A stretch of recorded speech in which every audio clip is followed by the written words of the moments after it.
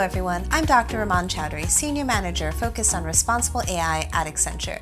Welcome to our Fireside Chat in celebration of Asian Pacific Islander Heritage Month.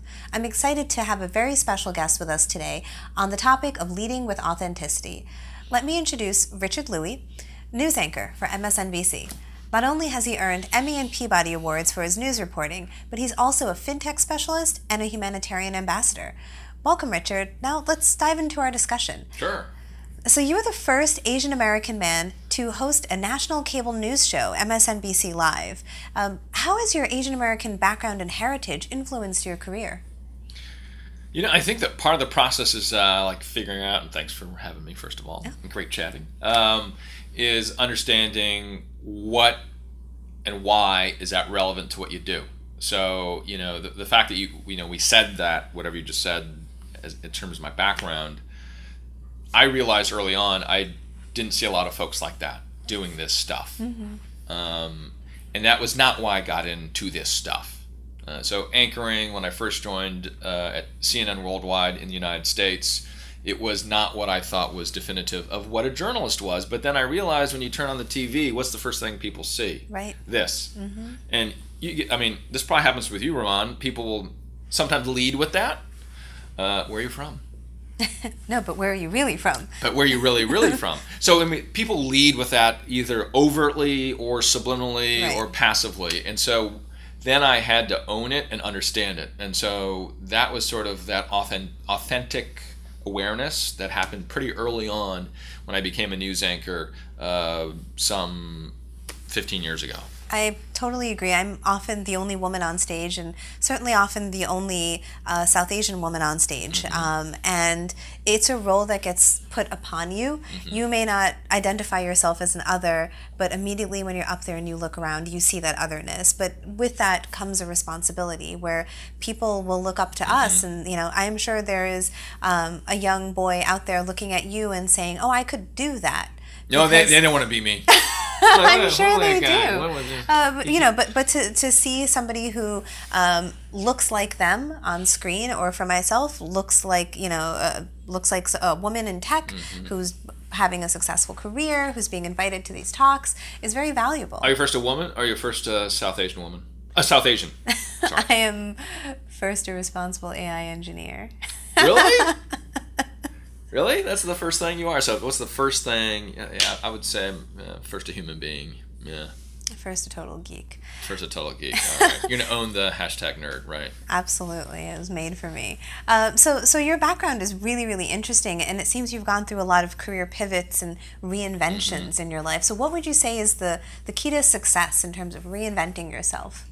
Keep on learning. Keep on making lists of threes that you would never want to do, never think you could do, never meet in terms of people, and then go do it. Yeah. For me, it's actually doing the opposite of what a lot of the career guides would say. Yeah. I never have a 5-year plan. I frankly think it's limiting. If you have a 5-year plan, then that's the most you can achieve. The most you can achieve is what you've written down. So what do you have then? 5-day plan? No, I actually just feel out opportunities, right? Yeah. I am always open and receptive to things that may sound really crazy and weird. Like I left my PhD program early before I finished my dissertation to come up to Silicon Valley to pursue this crazy job called data science, which was very niche and not really well known. And everybody told me not to do it because, you'll never finish, It took me years, but I finished it. And I'm quite proud of that. But, it's being open to doing things that are new and different. And if you are mapping out what the next 5 years of your life should look like, then you'll be closed off to opportunities. I love to dream on paper. So what I do is, I don't put out a 5-year plan. But what I do is I say, if I could do anything in the world, what would it be? And what are those 3 things I would? And I write it out. Because it's kind of fun to write. Yeah, and I call it dreaming on paper. Yep. So it's not as serious as the 5-year plan, but it is still relevant. Because you got to dream. Yeah, absolutely. So on a similar topic, you are also involved in a lot of different organizations. So we're talking about not being narrowly focused on any one thing. And you're quite active in the UN He for She organization. Can you talk a little bit about what inspired you to advocate for gender equality? Rumman, we're just talking about our plans, right? And I think the deal is we always have to be watering more than one plant. And often that one plant is our vocation. That is not what we are. Yeah. And so when those vocations die for some reason, guess what? We got nothing that we've cultivated. So my approach is to always cultivate at least 3 of my loves in existence. One of those is community. It happens that he for she started 5 years ago as a result of reporting on human trafficking and then understanding that we have this pervasive, omnipresent belief that women are third-class citizens, fourth-class citizens, and therefore can be enslaved. And then you say you can't let that happen. Great. It's so much and so he for respect she for is it. part of that. Yeah, absolutely. That guys are part of this human race as women are, and we need to stand up for this very inequity. As a vocal tech feminist, male allyship is absolutely critical because toxic masculinity doesn't just harm women, it harms men as well. That's right. So feminism is about advocating for gender equality, which is going to address so many problems, such as the ones you've mentioned. So one of the causes you're involved with is Alzheimer's disease, and we're sitting here today at Accenture's Liquid Studios offices in Redwood City, but you actually do quite a bit of travel to visit your father. How have you balanced that? It's something that people at Accenture face, and with an increasing aging population, I think a lot of Americans face. How do you balance the conflicting demands? Well, I think just in the consulting space, it's uniquely equipped to actually handle this sort of existence because of case-based sort of assignments, right? When I worked in strategy consulting, it was very much that fluidity, that you could work around it, and that portability. I just drove down from taking care of my father to talk with you. I just fed him his breakfast, and I was a little bit late, and I apologize. But you can work it in if you try. And I want to volunteer for the Alzheimer's organization as ARP, as a family caregiving ambassador, because there's 45 million of us doing this. You probably have already done it or will do it many more times in your life. We need to recognize these people. Absolutely. It's unpaid labor. It's often unrecognized labor. And you're also actively involved in working for the cure. That's right. At the Alzheimer's organization, there is the hope. When I participate in events, there are 5 flowers. One of the flowers that we just introduced is a white flower. There's a purple flower, there's a yellow flower. It's for those if you're caring for somebody with Alzheimer's, if you live with Alzheimer's. We just introduced the white flower, which means they'll be the first person saved. That's beautiful. It's a really beautiful there'll sentiment. be a day where somebody will hold that white flower. It's a really beautiful sentiment. Thank you for sharing that. So as part of our employee resource group celebration of Asian Pacific Islander heritage. It's a lot of words. It is Asian American Pacific Islander, but we get it. Yeah, we get it. Right. You're one, I'm one. We get it. We're all in this together. We are all in this together. So we're actually doing a month-long photo contest using the hashtag MyAPVoice. So we've been asked also to share pictures from our backgrounds and heritage that have inspired us. So what's yours? What's your story? You brought one. I want to see yours first. All right. She told me she brought. I did.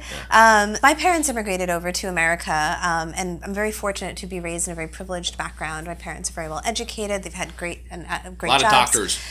Well, my parents are not, but I have plenty of doctors in my family. But I was raised in a very secure and safe household.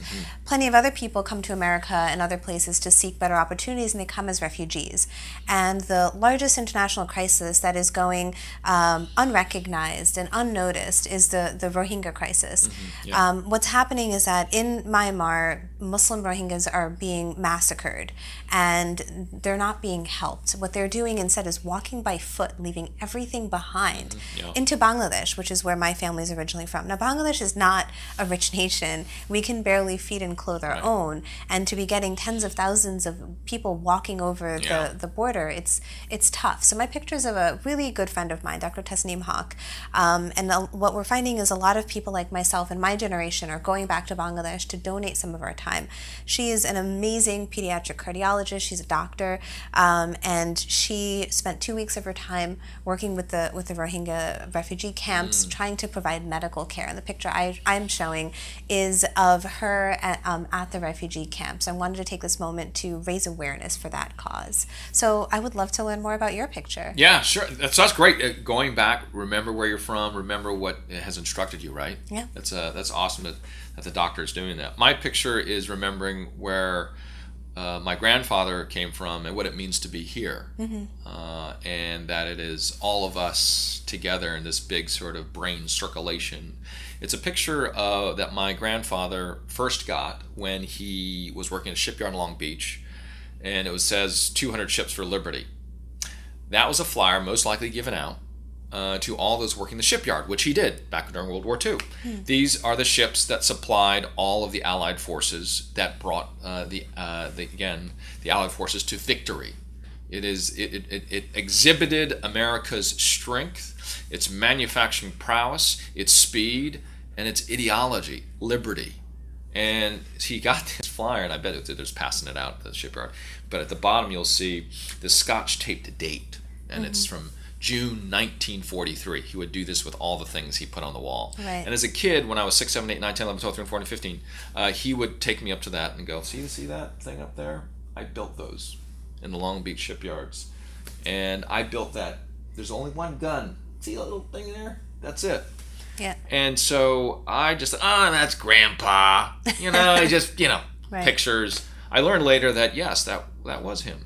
And that he was quite proud of being in this country. The reason why he required English to be spoken at home. The reason why he required the use of a fork, not chopsticks. The reason why his 3 sons became then enlisted in the armed forces for America during the Korean War.